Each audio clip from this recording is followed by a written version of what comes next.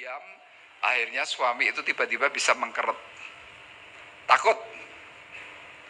Kenapa? Ya tadi hilangnya fungsi. Nah, padahal fungsi itu ditetapkan oleh Allah. Jadi Tuhan menciptakan pasangan suami dan istri, pria dan wanita itu pasti ada fungsinya. Kalau fungsi pria di dalam Alkitab disebutkan ada 3. Imam, nabi, raja. Fungsi imam adalah apa? Membawa istri, anak-anak atau keluarga itu kepada nilai kebenaran. Itu imam. Kemudian fungsi yang kedua adalah nabi. Seorang suami harus bisa menjadi seorang nabi. Kenapa? Karena dia sebagai seorang pemimpin harus menunjukkan satu sikap jalan benar. Kalau ada yang salah, harus ditegur. Itu nabi. Kemudian yang ketiga fungsi raja, yaitu apa? Menaungi, memberikan pengayoman, memberi rasa aman, memberikan rasa sukacita dalam keluarga. Nah, Bapak Ibu bisa perhatikan ternyata 3 fungsi ini kebanyakan dalam rumah tangga itu tidak berjalan secara baik. Hanya separuh-separuh. Nah, akibat dari itu apa yang terjadi? Iblis bisa masuk. Masuknya iblis itu tidak langsung secara frontal, tidak. Tetapi secara perlahan. Dan saya berani pastikan, kita semua yang berkeluarga itu pasti tidak pernah bisa merasakan kalau iblis itu mulai ambil bagian dalam rumah tangga. Kita akan tahu itu semuanya kapan? Kalau kita sudah mulai setengah mati.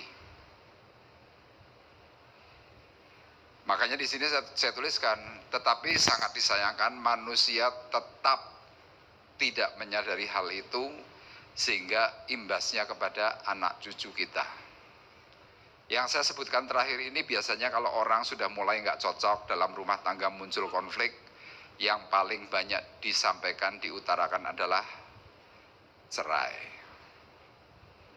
Bapak Ibu waktu mulai memperkatakan cerai, kelihatannya sepertinya nggak apa-apa, kelihatannya. Tapi saya mau ingatkan kepada Bapak Ibu, bahwa cerai itu adalah kutuk.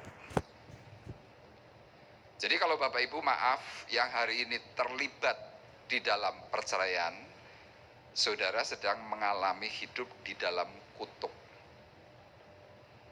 Bapak Ibu boleh cek, dan saya mempunyai banyak pengalaman dalam hal menangani seperti ini.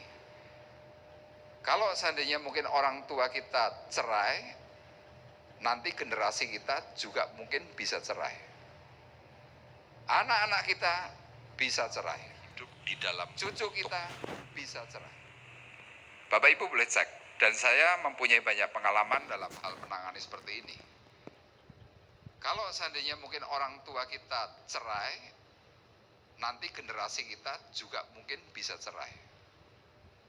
Anak-anak kita bisa cerai. Cucu kita bisa cerai. Kenapa? Ini imbas. Nah, iblis memang ingin sekali untuk menghancurkan rumah tangga kita supaya apa? Kemuliaan Tuhan itu gagal.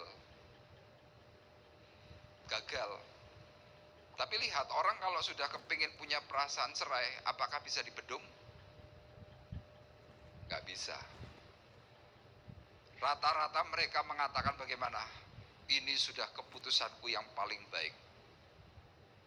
Pernah beberapa kali dalam pelayanan saya didatangi seorang wanita, masih muda. Kemudian dia bilang kepada saya begini, Pak Arif, tolong doakan saya, Pak. Saya tanya, doa apa, Bu?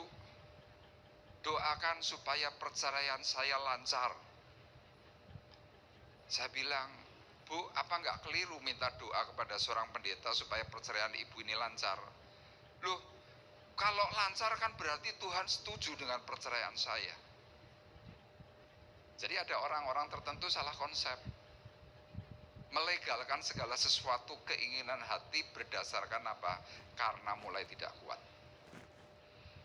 Makanya siang hari ini saya mau mengupas akan kehidupan rumah tangga.